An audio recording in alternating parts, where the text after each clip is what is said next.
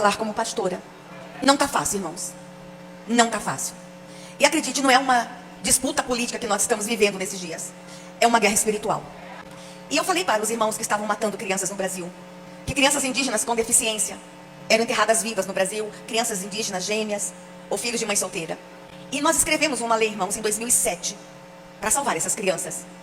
Essa lei dorme no Senado Federal desde 2007. Os nossos senadores cristãos, quando tentam aprovar a lei, a resposta que eles têm é que não tem clima político para aprovar uma lei para salvar a vida de crianças indígenas.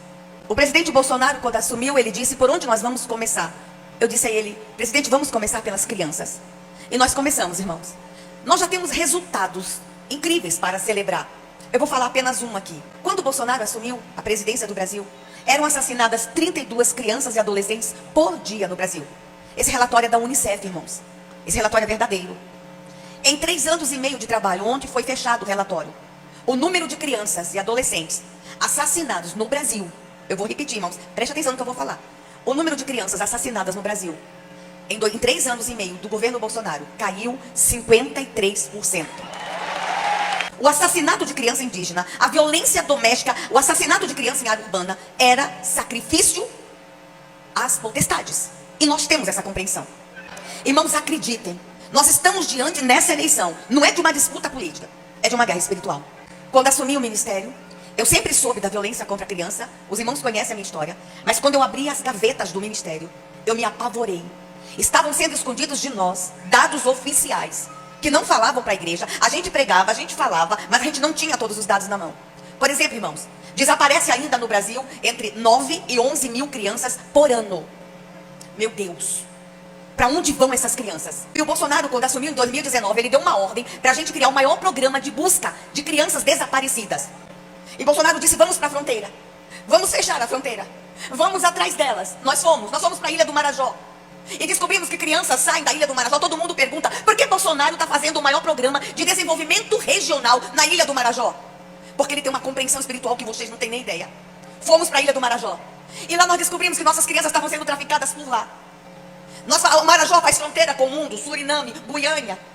Eu vou contar uma coisa para vocês que agora eu posso falar. Nós temos imagens de crianças nossas brasileiras com 4 anos, 3 anos, que quando cruzam as fronteiras sequestradas, os seus dentinhos são arrancados para elas não morderem na hora do sexo oral. Essa nação que a gente ainda tem, irmãos. Nós descobrimos que essas crianças, elas comem comida pastosa para o intestino ficar livre para a hora do sexo anal. Bolsonaro disse: nós vamos atrás de todas elas. E o inferno se levantou contra esse homem.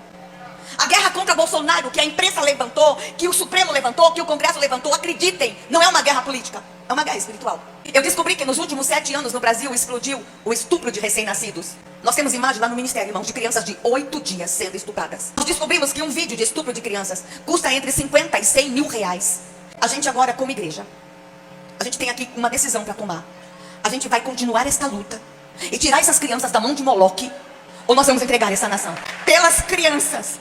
Deus levantou um homem corajoso por elas. Eu não aguentava mais andar pelo Brasil e gritar. Não aguentava mais pedir: orem, orem.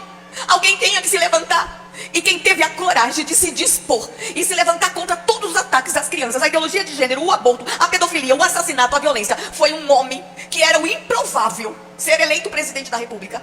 Mas Deus tinha pressa. Deus não suportava mais o clamor das crianças. As crianças gritavam. Havia choro e gemido nas florestas. Havia grito nas cidades. Deus se levantou do trono e ouviu o grito das crianças no Brasil. Isso aqui não é discurso político. Isso aqui é fala de uma pastora que há 40 anos se arrasta pelo Brasil para pedir à igreja para salvar crianças. Ou a gente sentencia todas as crianças no Brasil à morte. E à morte espiritual também, porque a ideologia de gênero é morte. A ideologia de gênero é sacrifício de criança. Confundir criança é assassinar crianças. Ou a gente se levanta, irmãos, como igreja. Ah, mas eu sou crente, religião não combina com política. Pastores, a guerra é outra. Não é política, é espiritual.